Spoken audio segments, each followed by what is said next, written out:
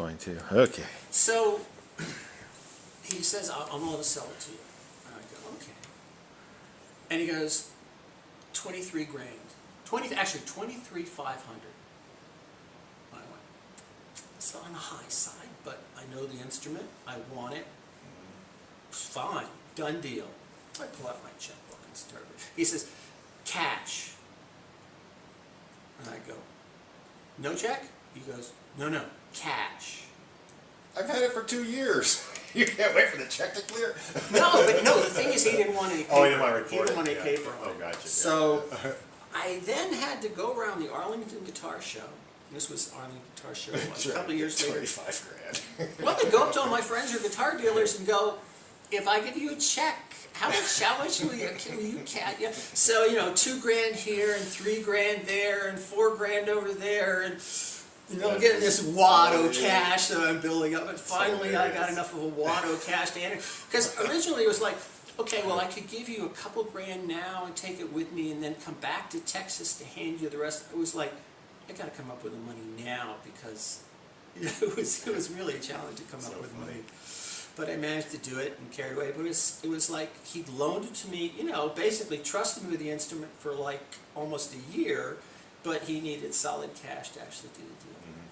That's so funny. And you managed to do it. That's great. Subsequently, Good story. the value of mandolins overall, if I was to try to sell that Gil or this Fern right now, I would be losing money. Right now, Oh, really? Bit of a market is slump, still, huh? the market is Yeah. still upside down compared to its historical peak. highs. And of course, I'd buy everything at the historical. Yeah.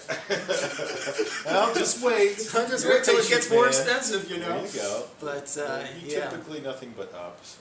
Yeah, well, I mean, that's what we had for 15 years. Basically, instruments kept going up. Right now, they're really flat. Yeah. And if Guitar Center goes under, it's going to be a bloodbath. Well, and look, this is the new golden era. There's so many good builders. It's I know, such a it's buyer's amazing. market. Exactly. There's some great new guitars out and great new mandolins out there.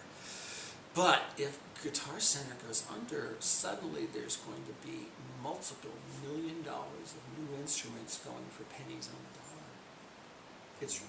And all right, good, I can pick up a Les Paul at 50% off. But any independent guitar dealer in any of the small independent stores that have any inventory in Fender, Taylor, Gibson, Martin, Like Kit or... are going to be in real trouble because for a couple of years they're going to be fighting against all this overstock from GC that's just going to be floating around out there looking for buyers.